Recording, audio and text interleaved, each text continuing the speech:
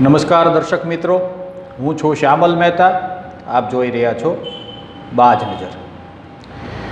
મિત્રો, વિશ્વ અત્યારે એક અલગ પ્રકારના આફતકાળમાંથી પસાર થઈ રહ્યું છે. અલગ અલગ પ્રકારના આફતના ઓળાઓ વિશ્વના અનેક વિભાગો પર ઉતરી રહ્યા છે. કેટલીક બાબતો કુદરતી છે અને મોટા ભાગની બાબતો માનવ સર્જિત છે. તે વિશે આજે આપણે ચર્ચા કરીશું. પ્રથમ કુદરતી બાબતોની વાત કરીએ તો રશિયામાં 8.8ના તીવ્રતાનો ભયાનક ભૂકંપ આવ્યો છે. હવે આટલો ભયંકર ભૂકંપ એ ખૂબ મોટી નુકસાની કરી શકે, પરંતુ રશિયા આપણે સૌ જાણીએ છીએ તેમ ખૂબ મોટો દેશ છે, વિશ્વનો સૌથી મોટો દેશ છે, પરંતુ તેના અમુક ભાગોમાં માનવ વસ્તી ખૂબ ઓછી છે. એટલે આ ભૂકંપ જ્યાં આવ્યો છે ત્યાં માનવ વસ્તી નહિવત હોય, જેના કારણે જાનહાનિ ઓછી થઈ છે કે નહિવત થઈ છે. પરંતુ આ ભૂકંપના કેન્દ્ર બિંદુની આસપાસ પેસેફિક મહાસાગરનો સામુદ્રિક કિનારો લાગુ પડે છે. એટલે પેસેફિક મહાસાગર પણ વિશ્વનો સૌથી મોટો મહાસાગર છે અને તેના કાંઠે અનેક દેશો વસેલા છે. તો તે દેશો પર આ ભૂકંપના કારણે સુનામીનો ખતરો તોળાઈ રહ્યો છે.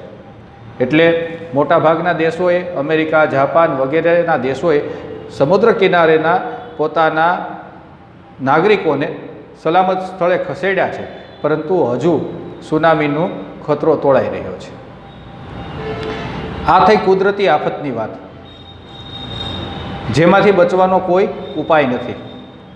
પરંતુ બીજી એક આફત છે જે માનવ સર્જિત છે, અને વિશ્વની અંદર આ માનવ સર્જિત આફતોએ કાળો કહેર મચાવ્યો છે. વિશ્વના અનેક મોરચા પર યુદ્ધો ચાલી રહ્યા છે. એક યુદ્ધ રશિયા અને યુક્રેન વચ્ચે ચાલી રહ્યું છે. બીજું એક યુદ્ધ પેલેસ્ટાઇન એટલે કે ગાઝા પટ્ટી અને ઇઝરાયલ વચ્ચે ચાલી રહ્યું છે. અને હમણાં ત્રીજો એક મોરચો કંબોડિયા અને થાઈલેન્ડ વચ્ચે ખુલી ગયો છે. આ સિવાય અનેક દેશો એવા છે જેમાં નાના મોટા છમકલા થયા કરે છે. ભારતની વાત કરીએ તો ભારત દાયકાઓથી આતંકવાદ વિરુદ્ધ લડાઈ લડી રહ્યું છે. હમણાં પહેલગામ એટેક બાદ ઓપરેશન સિંદૂર અને હજુ ઓપરેશન મહાદેવ, ભારત સતત એક આતંકવાદ વિરોધની લડાઈમાં વ્યસ્ત છે. એટલે વિશ્વના અનેક મોરચાઓ પર યુદ્ધો ચાલી રહ્યા છે. આ યુદ્ધોના કારણ અલગ અલગ છે, પરંતુ આ દરેક કારણની અંદર એક કારણ કોમન હોય તો તે છે યુરોપ અને અમેરિકાની કૂટનીતિ. રશિયા અને યુક્રેનનું યુદ્ધ થવાનું કારણ તત્કાલીન અમેરિકન પ્રમુખ જો બાઇડન દ્વારા યુક્રેનના પ્રમુખને કોણીએ એવો ગોળ ચોંટાડવામાં આવ્યો કે અમે તમને નાટોમાં સામેલ કરશું. નાટો એટલે કે યુરોપનું અને અમેરિકાનું એક સંગઠન છે, જેના કારણે રશિયાને ખતરો લાગતા રશિયાએ યુક્રેન પર હુમલો કર્યો અને આજ સુધી તે લડાઈ ચાલુ છે.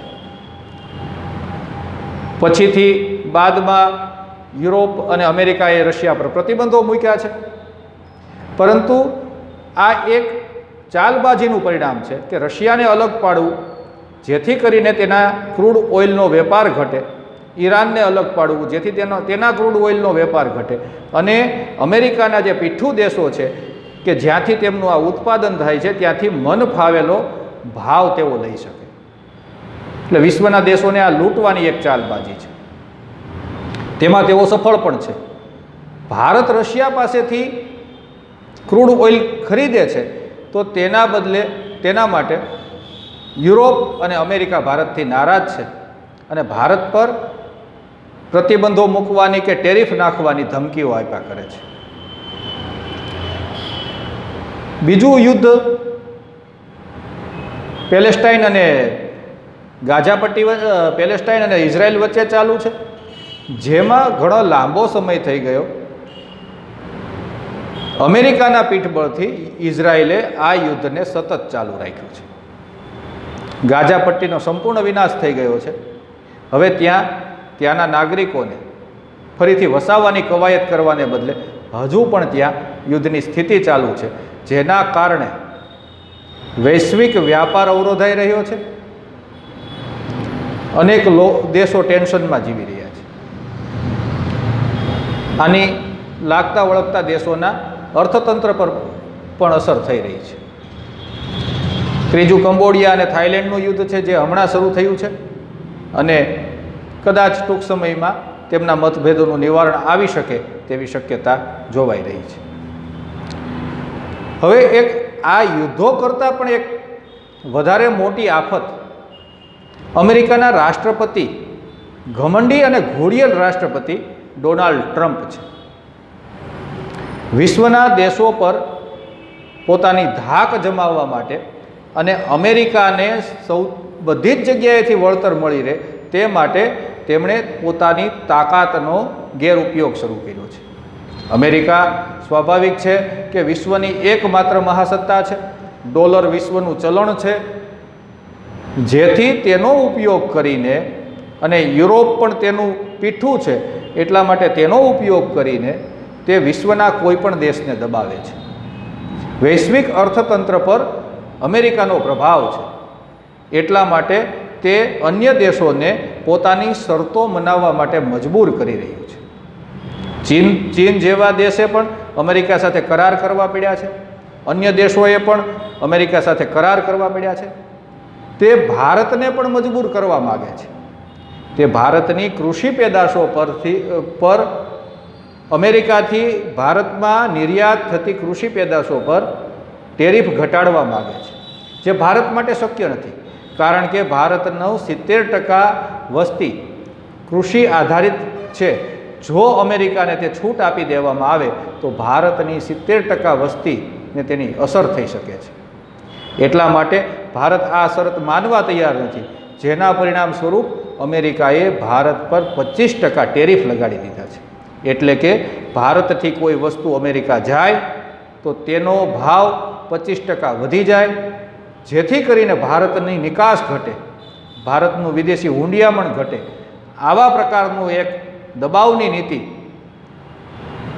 ડોનાલ્ડ ટ્રમ્પે ભારત સામે અપનાવી છે અને તેનાથી વિપરીત ભારતના દુશ્મન એવા દેશ જે ભૂખમરામાં છે તેવા પાકિસ્તાનને મદદ કરવાનું તેણે ચાલુ કર્યું છે. આ સમય ભારત માટે ખૂબ કપરો છે, કારણ કે 25% જેટલું ટેરિફ લાગી જતાં ભારતની નિકાસ ઘટશે, એટલે ભારતની આવકમાં પણ ફરક પડશે. ઉપરાંત તે ભારતને રશિયા પાસેથી ક્રૂડ ઓઇલ ન લેવાનું દબાણ કરી રહ્યું છે. અગાઉ પણ ઈરાન પાસેથી દબાણ કરીને ભારતને ક્રૂડ ઓઇલ લેવા દેવામાં આવ્યું નથી. તો આ સંજોગોની અંદર જો સાઉદી અરેબિયા કે કુવૈત કે અન્ય દેશો પાસેથી આપણે ક્રૂડ ઓઇલ લઈએ તો તે આપણને મોંઘું પડી શકે છે. એટલે ભારતની વિદેશ નીતિ, ભારતની સરકાર કેટલી મક્કમતા બતાવે છે અને ભારતની જનતા કેટલા પ્રમાણમાં સરકારના સાથે ઊભી રહે છે તે એક જોવાની ખૂબી રહેશે. યુરોપ અને અમેરિકાને મૂળ તેમની પ્રકૃતિ જ વિશ્વ પર શાસન કરવાની રહી છે, જેના કારણે તેઓ આવા ડાયરેક્ટ કે ઇનડાયરેક્ટ હથકંડાઓ અપનાવતા રહે છે. અને તેમાંય ખાસ કરીને ડોનાલ્ડ ટ્રમ્પ જ્યારથી અમેરિકાના રાષ્ટ્રપતિ બન્યા છે ત્યારથી તેમની કોઈ નીતિ સ્થિર નથી. એટલે ભારત પર આગામી સમયમાં મોંઘવારીનો બોજો પણ વધી શકે છે, થોડી બેરોજગારીની સમસ્યા પણ ઉત્પન્ન થઈ શકે છે, કારણ કે નિકાસ ઘટતા અનેક ઉદ્યોગ ગૃહોને અસર થશે. એટલે આવા સમયે સમગ્ર ભારતે એક થઈને અમેરિકાનો સામનો કરવો પડશે. આ એક નવા જ પ્રકારનું યુદ્ધ છે, આ એક વેપાર યુદ્ધ છે અને જે માઇન્ડ ગેમથી ચાલી રહ્યું છે. ભારતને દબાવવાનો પૂર્ણ પ્રયાસ થઈ રહ્યો છે. કોઈ લશ્કરી હુમલો કરે તો તેનો લશ્કરથી જવાબ દઈ શકાય, પરંતુ આવા હુમલાઓનો જવાબ માત્ર અને માત્ર મક્કમ મનોબળ અને એકજૂટતાથી જ દઈ શકાય તેમ છે. ભારત સરકારે પણ ડોનાલ્ડ ટ્રમ્પના કોઈ પણ દબાણમાં આવ્યા વગર તેમનો મક્કમતાથી જવાબ આપવો પડશે અને ભારતના નાગરિકોના હિતનો પ્રથમ ખ્યાલ રાખવો પડશે. તો જ આપણે ભવિષ્યમાં આ એક ટ્રેન્ડ બનતો રોકી શકીશું. કારણ કે જો એકવાર આવું થયું તો યુરોપના દેશો પણ ભારતને આ રીતે દબાવવાનો પ્રયાસ કરશે. કારણ કે યુરોપ અને અમેરિકાના ધોરણો બેવડા હોય છે. તેઓ કોઈ પણ પર યુદ્ધ થોપી દે છે, નરસંહાર કરી નાખે છે, તો તેમના માટે કોઈ નીતિ નિયમ લાગુ પડતા નથી. પરંતુ ભારત કે ભારત જેવા અન્ય દેશો જો કોઈની સાથે કાંઈ કન્ફન્ટ્રેશનમાં ઉતરી જાય છે, યુદ્ધ જેવી સ્થિતિ થાય છે, ત્યારે તેઓ તેમને શાંતિની સલાહ દેવા લાગે છે. એટલે આવા બેવડા ધોરણો ધરાવતા આ દેશોની સાથે તેવાની નીતિ અપનાવી અને ભારત સરકારે હવે કામ કરવું પડશે. અને જનતાએ સરકાર કોઈ પણની હોય તેને પૂર્ણ સહયોગ આપવો પડશે. કારણ કે આ એક ઘમંડી નેતાના ઈગોને સંતોષવાની વાત છે, જે ભારત ક્યારેય પોતાની 70% વસ્તીના ભોગે એ પૂર્ણ ન કરી શકે. એટલે આગામી દિવસોમાં જે કાંઈ ઘટનાઓ થશે તે ઘટનાઓ માટે આપણે બધાએ માનસિક તૈયાર રહી અને આ આફતની સામે આપણે લડવું પડશે.